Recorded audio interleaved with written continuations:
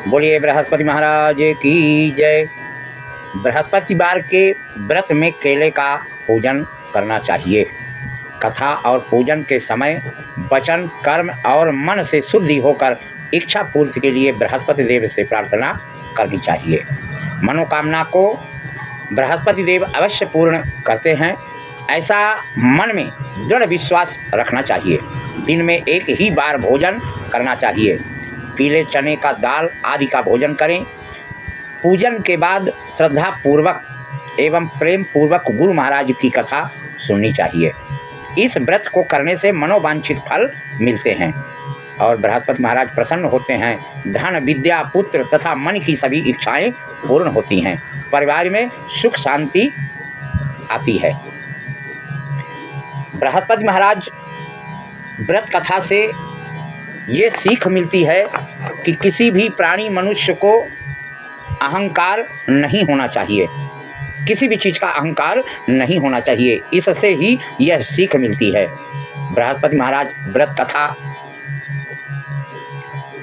करने के लिए बड़ा भाव और श्रद्धा होना चाहिए। बहुत समय की पहले की बात है कि भारत में एक राजा राज्य करता था। वह प्रतिदिन मंदिर में भगवत दर्शन करने जाता था और गुरु, ब्राह्मण, गौ की सेवा भी किया करता था। उसके द्वार से कोई भी याचक निराश नहीं लौटता था। वह प्रत्येक गुरुवार को व्रत रखता और पूजन करता। हर दिन गरीबों की मदद करता, परंतु यह सब बातें उसकी रानी को पसंद नहीं थी। वह ना व्रत करती थी और ना किसी को एक भी पैसा दान रूप में देती थी। वह राजा को भी ऐसा करने से रोकती थी। अब एक समय की बात है कि जब राजा शिकार खेलने वन को चला गया, महल में सिर्फ रानी और उसकी दासियां थीं। उस समय गुरु बृहस्पति साधु का रूप धारण करके उसके दरवाजा पर भिक्षा मांगने के लिए आते हैं। साधु ने रानी से भिक्षा मांगी। वह कहने लगी कि हे साधु महाराज, मैं इस दान पुण्य से तंग आ गई हूँ। इस काम के लिए तो मेरे पति देव ही बहुत हैं। आप ऐसी कृपा करें कि सारा धन नष्ट हो जाए ताकि मुझे आराम मिल सके। साधु का भेष रखे बृहस्पति देव ने कहा, हे देवी, तुम अति विचित्र हो। संतान और धन से कोई दुखी नहीं होता है। सभी इसकी इच्छा रख करके पूजा करते हैं। पापी भी पुत्र और धन की इच्छा करता है, लेकिन तुम्हारे पास धन बहुत है तो भी भूखे मनुष्यों को भोजन कराओ, ब्राह्मणों को दान दो, कुआं बावली धर्मशाला बनवाओ, बाग बगीचे बनवाओ, निर्धनों की कुमारी कन्याओं का विवाह करो। इस प्रकार के कर्मों से आपके कुल का एवं आपका नाम लोक परलोक में प्रसिद्ध होगा और स्वर्ग की प्राप्ति होगी, यानी वैकुंठ धाम की प्राप्ति होगी। किंतु वह रानी घमंडवश साधु की इन बातों से खुश नहीं हुई। वह बोली, हे साधु महाराज, मुझे ऐसी संपत्ति की आवश्यकता नहीं है जो मेरे काम ना आए तथा जिसको मैं अन्य लोगों को दान दूं, जिसको रखने और संभालने में ही मेरा सारा समय नष्ट हो जाए। साधु ने रानी को समझाने का प्रयत्न किया, परंतु रानी अपनी बात पर अड़िग रही। साधु ने तुरंत कहा कि हे देवी, यदि तुम्हारी ऐसी ही इच्छा है तो जैसा मैं तुम्हें बताता हूँ तुम वैसा ही करो। बृहस्पतिवार के दिन घर को गोबर से लीपना, अपने केसों को पीली मिट्टी से धोना, केसों को धोते समय स्नान करना, राजा से कहना कि वह भी हजामत करवाए, भोजन में मांस मदिरा खाने पीने के लिए चालू कर दो, कपड़े धोबी के यहाँ धुलने डालना। इस तरह 7 बृहस्पतिवार निरंतर करने से तुम्हारा सब धन नष्ट हो जाएगा। ऐसा कहकर साधु रूपी बृहस्पति देव अंतर्ध्यान हो गए। रानी ने साधु के कहे अनुसार ही 7 बृहस्पतिवार को वैसा ही करने का विचार किया। साधु के बताए अनुसार वह 3 बृहस्पति ही बीता था कि उसकी समस्त धन संपत्ति नष्ट होने लगी। कहे अनुसार ही करने से भरपेट भोजन के लिए भी दोनों समय परिवार तरसने लगा तथा सांसारिक भोगों से दुखी रहने लगा। इस प्रकार के अभावग्रस्त जीवन से तंग आकर एक बार राजा रानी से कहने लगा कि हे रानी, तुम यहाँ पर रहो, मैं दूसरे देश को जाता हूँ, क्योंकि यहाँ पर मुझे सभी मनुष्य जानते हैं, सब पहचानते हैं, इसलिए यहाँ कोई कार्य नहीं कर सकता हूँ। देश चोरी परदेश भीख मांग के समान ही है। देश में चोरी और परदेश के भीख मांगने के समान ही है। ऐसा कहकर राजा परदेश चला गया। वहाँ जंगल में लकड़ी काट कर लाता और उन्हें शहर में बेचकर जीवन यापन करने लगा। राजा के जाने के पश्चात इधर उसके बिना रानी और दासी दुखी रहने लगी।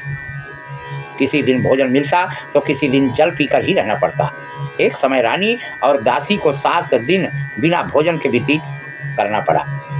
रानी ने अपनी दासी से बोली, हे दासी, यहाँ समीप ही बगल में मेरी बहन रहती है जो बहुत धनवान है। तू उसके पास जा और वहाँ से 5 सेर आटा मांग कर ले आ, जिससे कुछ समय के लिए गुजर बसर हो जाएगा। दासी उसकी बहन के पास गई। बृहस्पतिवार का दिन था।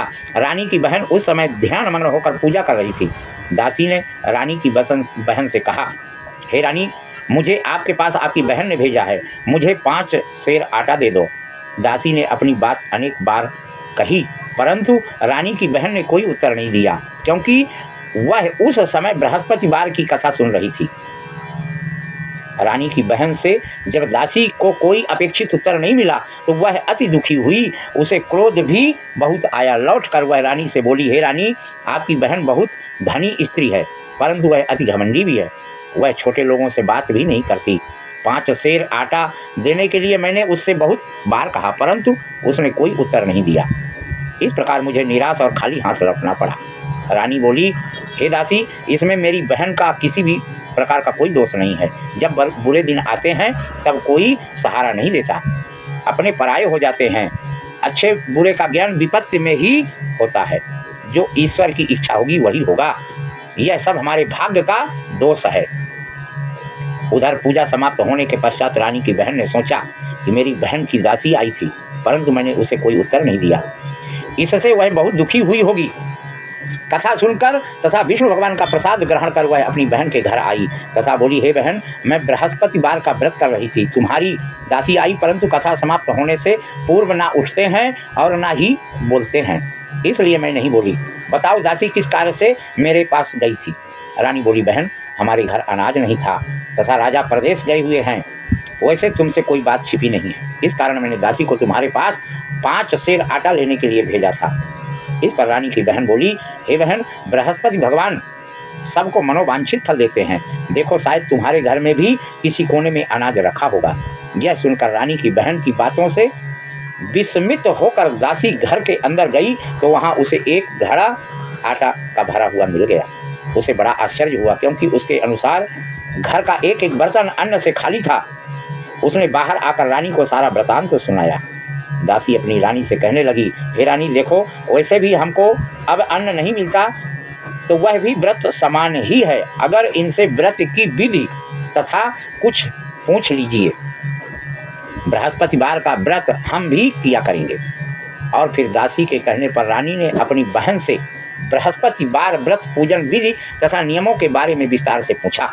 उसने बताया, जो बृहस्पतिवार के व्रत में चने का दाल और मुनक्का से विष्णु भगवान का केले की जड़ में पूजन का दीपक जलाता है, पीला भोजन करता है, पीले वस्त्र धारण करता है, वह प्रेम पूर्वक बृहस्पति भगवान की कथा सुनता है।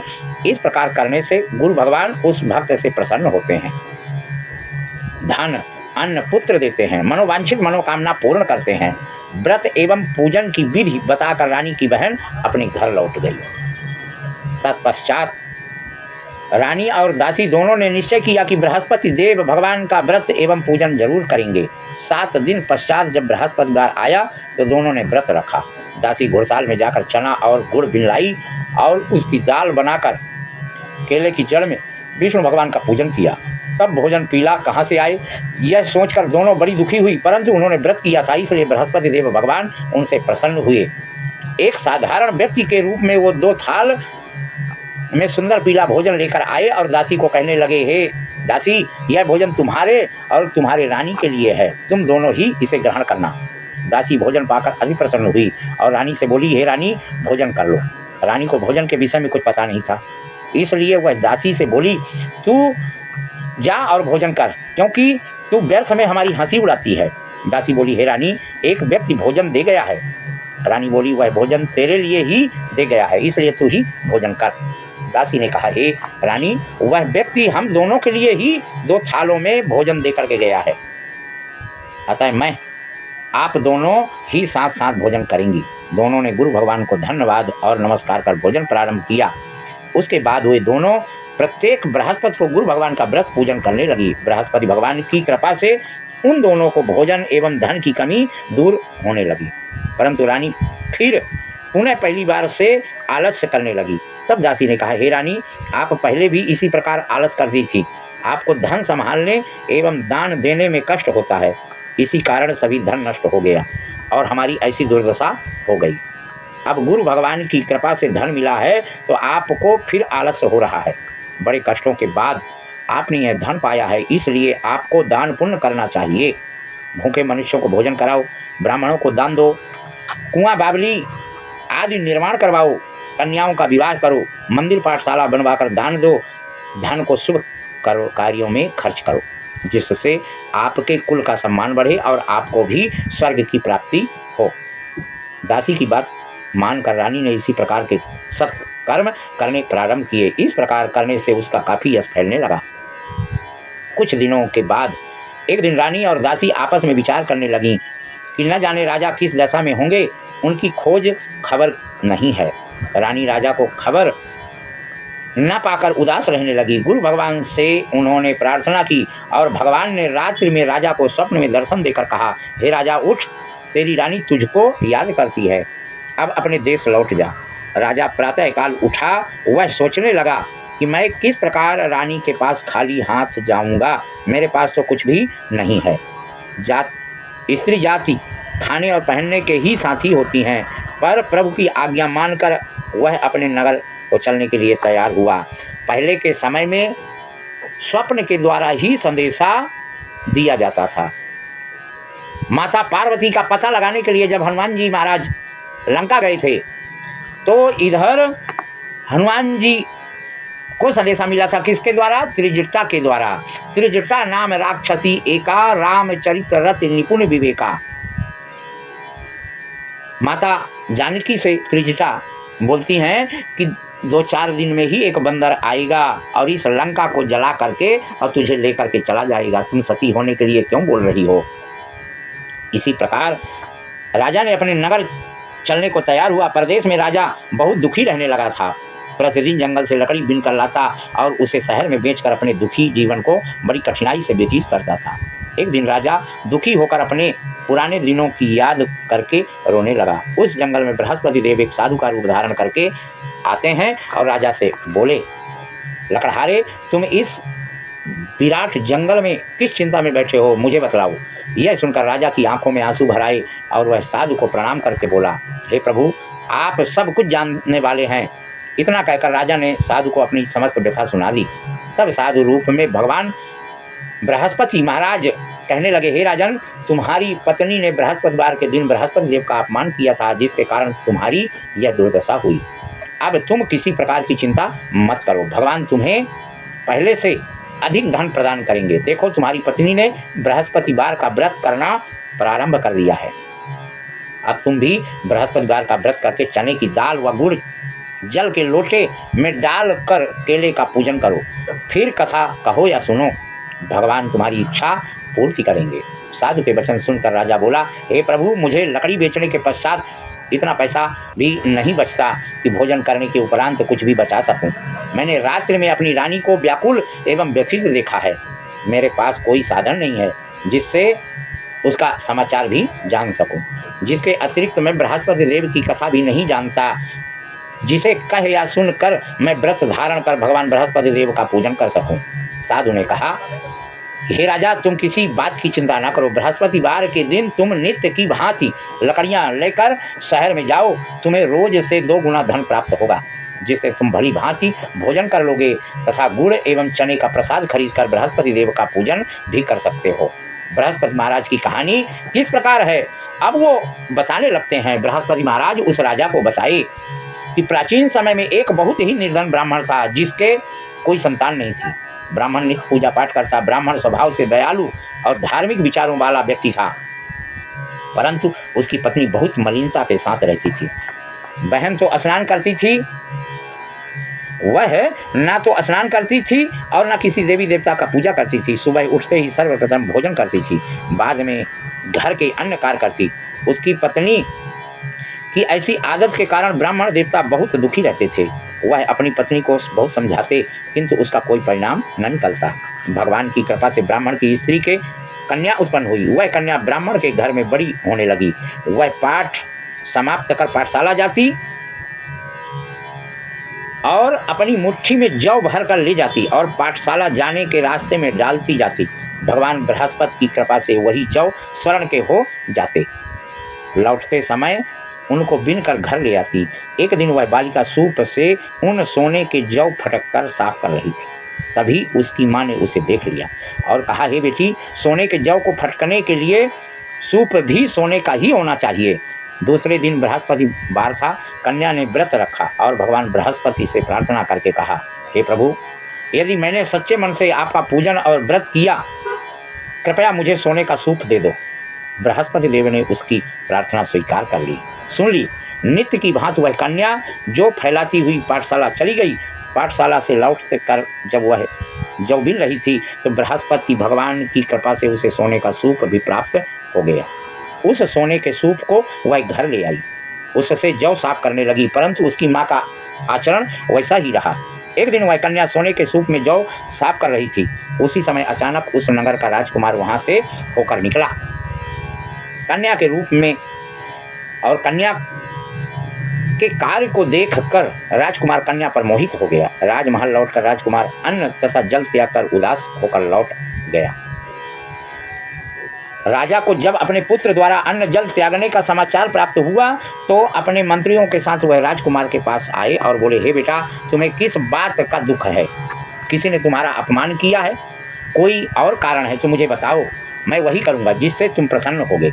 राजकुमार ने अपने पिता की बातें सुनकर बोला, आपकी कृपा से मुझे किसी प्रकार का कष्ट नहीं है, किसी ने मेरा अपमान भी नहीं किया है, परंतु मैं उस कन्या के साथ विवाह करना चाहता हूँ जो सोने के सूप में सोने के जौ फटक रही थी। यह सुनकर राजा आश्चर्य में पड़ गया और बोला, हे राजकुमार, इस तरह की कन्या का पता तुम लगाकर मुझे बताओ, मैं तुम्हारा विवाह उसके साथ करवा दूंगा। राजकुमार ने प्रसन्न होकर राजा को उस ब्राह्मण कन्या के घर का पता बताया। राजा के आदेश पर मंत्री उस कन्या के घर गया और राजा का आदेश ब्राह्मण को कह सुनाया। कुछ दिन बाद ब्राह्मण की कन्या का विवाह राजकुमार के साथ हो गया। घर से कन्या के विदा होते ही उस ब्राह्मण के घर में पहले की तरह निर्धनता वास करने लगी। अब भोजन के लिए अनाज भी बड़ी मुश्किल से मिलता था। एक दिन दुखी होकर ब्राह्मण देवता अपनी बेटी से मिलने गई। बेटी पिता की ऐसी अवस्था को देखकर अत्यंत दुखी हुई और उसने अपनी माँ का समाचार पूछा। ब्राह्मण ने पुत्री को सभी हाल बताया। पुत्री ने अपने पिता को बहुत सा धन देकर विदा कर दिया। इस प्रकार ब्राह्मण का कुछ समय सुखपूर्वक व्यतीत हुआ, लेकिन धन समाप्त होने के बाद स्थिति पूर्ववत हो गई। ब्राह्मण फिर अपनी पुत्री के यहाँ गया और उससे सभी हाल बताता है। पुत्री बोली, हे पिताजी, आप अपने साथ माताजी को यहाँ लिवा लाओ, मैं उन्हें वह बिल बता दूंगा और बता दूंगी जिससे दरिद्रता दूर हो जाएगी। ब्राह्मण देवता अपनी पत्नी के साथ पुत्री के पास राजमहल पहुँचे। पुत्री अपनी माँ को समझाने लगी, हे माँ, तुम सुबह उठकर सर्वप्रथम स्नान करके और भगवान विष्णु का पूजन किया करो, सर्व निर्धनता दूर हो जाएगी। परंतु उसकी माँ ने उसकी एक न मानी। वह सुबह उठकर सर्वप्रथम अपनी पुत्री के घर के में बचा हुआ जूठन खा लेती। एक दिन उसकी बेटी को अपनी माँ पर बहुत गुस्सा आया। उसने उस रात एक कोठरी में खाने का सारा सामान निकालकर अपनी माँ को उसमें बंद कर दिया। प्रातः कोठरी से अपनी माँ को निकालकर तथा स्नान कराकर पूजा पाठ करवाया तो उसकी माँ की वृद्ध बुद्धि ठीक हो गई। इसके बाद वह प्रतिदिन पूजा पाठ करती और प्रत्येक बृहस्पतिवार को व्रत भी कर रखने लगी। इसी व्रत के प्रभाव से उसकी माँ भी अत्यंत धनवान और पुत्रवती हो गई। वह बृहस्पति देवता की कृपा से वृद्धावस्था में मृत्यु को प्राप्त कर स्वर्ग लोक को जाती है।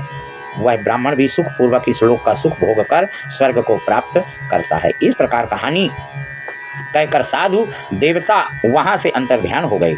धीरे धीरे 6 दिन का समय बीत गया। बृहस्पतिवार का दिन आया। लकड़हारा रूपी राजा जंगल से लकड़ी काट कर किसी शहर में बेचने लगा। आज उसे और दिनों से अधिक धन प्राप्त हुआ। राजा ने चना गुड़ आदि लाकर भगवान विष्णु का पूजन किया तथा बृहस्पतिवार का व्रत किया। उस दिन से उसके सभी कष्ट दूर हो गए, परंतु अगले बृहस्पतिवार को वह व्रत करना भूल गया। इसी कारण बृहस्पति भगवान उससे रुष्ट थोड़ा हुए। उस दिन उस नगर के राजा ने विशाल यज्ञ का आयोजन किया तथा अपने समस्त राज्य में घोषणा करवा दी कि कोई भी मनुष्य अपने घर में भोजन न बनाए और आग भी न जलाए। सब लोग मेरे यहाँ भोजन करने आएंगे।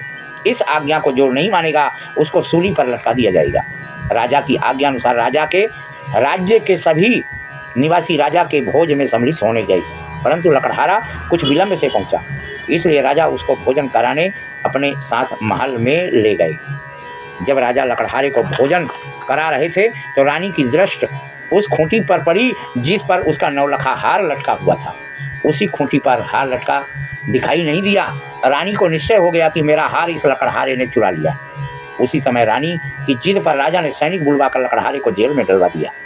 जेल खाने में बंद वह लकड़हारा बहुत दुखी होकर विचार करने लगा कि इन जाने न जाने कौन से पूर्व जन्म के कुकर्म से मुझे यह दुख प्राप्त हुआ है। जेल में बंद लकड़हारा भगवान बृहस्पति को याद करने लगा। तत्काल बृहस्पति देव साधु के रूप में प्रकट हो गए और उसकी दशा देखकर कहने लगे, अरे मूर्ख, तू बृहस्पतिवार को बृहस्पति देव की कथा एवं व्रत करना भूल गया, इसी कारण मुझे दुख हुआ। अब तू भी दुखी है, अब किसी प्रकार की चिंता मत कर। बृहस्पतिवार के दिन जेल खाने के दरवाजे पर तुझे 50 पैसे मिलेंगे। तुम उन पैसों से प्रसाद मंगवाना। इस प्रकार बृहस्पतिवार के दिन जेल खाने के दरवाजे पर तुझे 50 पैसे पड़े मिलेंगे। तुम उन पैसों से प्रसाद मंगाना। भगवान बृहस्पति का पूजन एवं कथा कहना। कथा का प्रसाद स्वयं भी ग्रहण करना, दूसरे को भी कराना। इस प्रकार करने से तुम्हारे सभी कष्ट दूर हो जाएंगे। अगले बृहस्पतिवार राजा को जेल के द्वार पर पैसे मिले। राजा ने पूजा का सामान मंगवाकर कथा कही, प्रसाद बांटा। उसी दिन और उसी रात बृहस्पति देव ने उस नगर के राजा को सपने में दर्शन देकर कहा, हे राजा, तूने जिस आदमी को जेल खाने में बंद कर रखा है वह निर्दोष है, वह राजा है, उसे छोड़ दो। रानी का नौलखा हार। इस प्रकार रानी का नौलखा हार खूंटी पर लटका हुआ है। अगर तू ऐसा नहीं करेगा तो मैं तो तेरे राज्य को नष्ट कर दूंगा। राजा सुबह उठा और खूंटी पर हार टंगा देखकर लकड़हारे को बुलाकर उससे क्षमा याचना कर राजा को वहाँ से सुंदर वस्त्र आभूषण भेंट कर उसे विदा करता है, भेजता है। बृहस्पति देव की आज्ञा अनुसार राजा अपने नगर को चल दिया। वह नगर के निकट पहुँचा तो उसे बहुत आश्चर्य हुआ।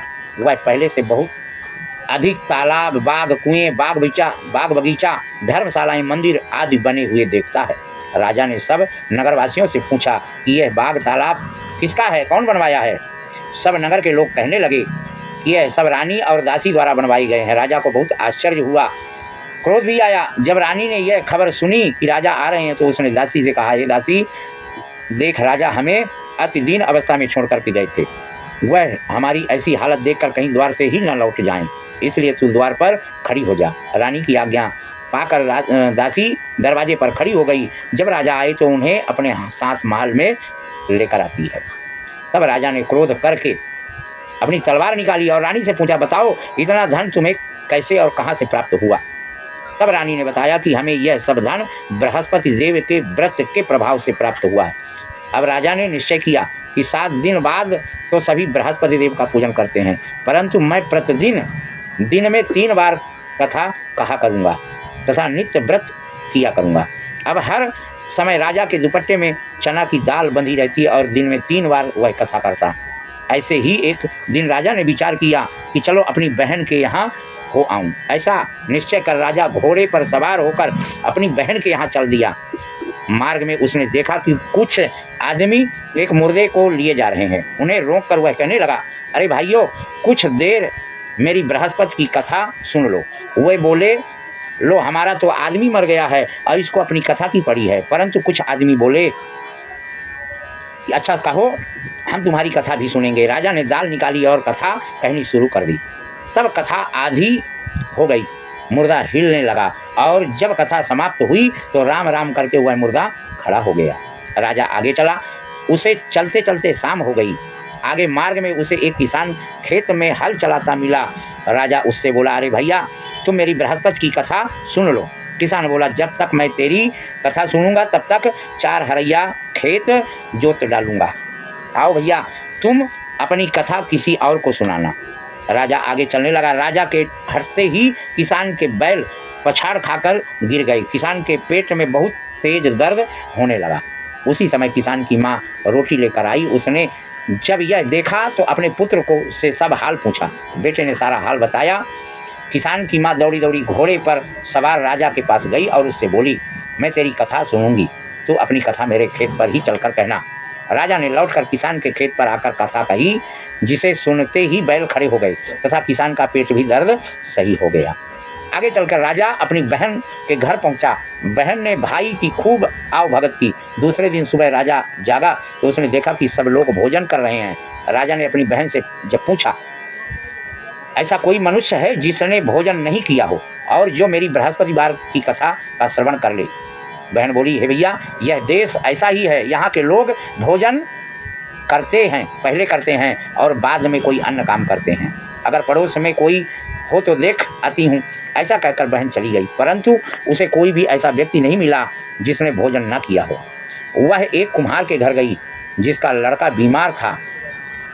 उसे यह भी पता चला कि उसके यहाँ 3 दिन से किसी ने भोजन नहीं किया है। राजा की बहन ने अपनी भाई की कथा सुनने के लिए कुम्हार से आग्रह किया तो वह तैयार हो गया।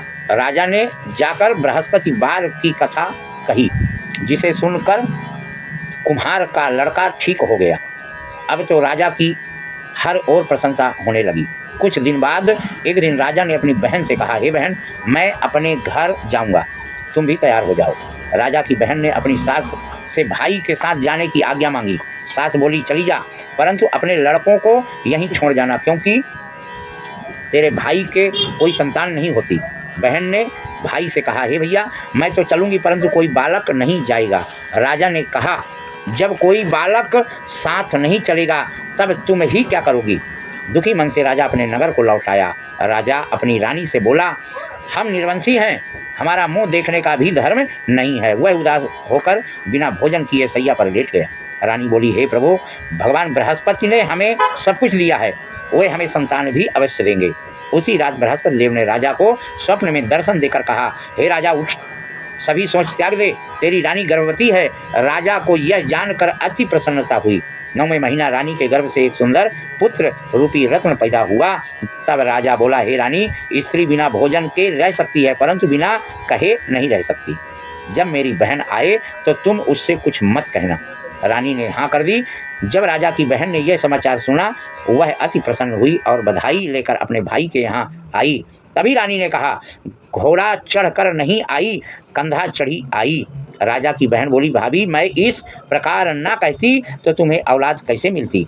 भगवान बृहस्पति ऐसे ही हैं, जैसी जिसके मन में कामनाएं हैं सभी को पूर्ण कर मनोवांछित फल देते हैं। जो बृहस्पतिवार का व्रत करता है एवं सुनता है, दूसरे को सुनाता है, बृहस्पति देव उसकी सभी मनोकामना पूर्ण करते हैं एवं उनकी सदैव रक्षा करते हैं। जो श्रद्धा एवं आदर भाव से बृहस्पति देव का पूजन एवं व्रत करते हैं, उनकी सभी मनोकामनाएं पूर्ण होती हैं। बृहस्पति देव की कथा का गुणगान किया, उनकी सभी इच्छाएं बृहस्पति देव ने पूरी की। इसलिए सबको कथा कहने अथवा सुनने के बाद भगवान का प्रसाद ग्रहण करना चाहिए तथा सच्चे मन एवं भावना से सदा उनकी जय जयकार करनी चाहिए। बोलिए बृहस्पति देव महाराज की जय।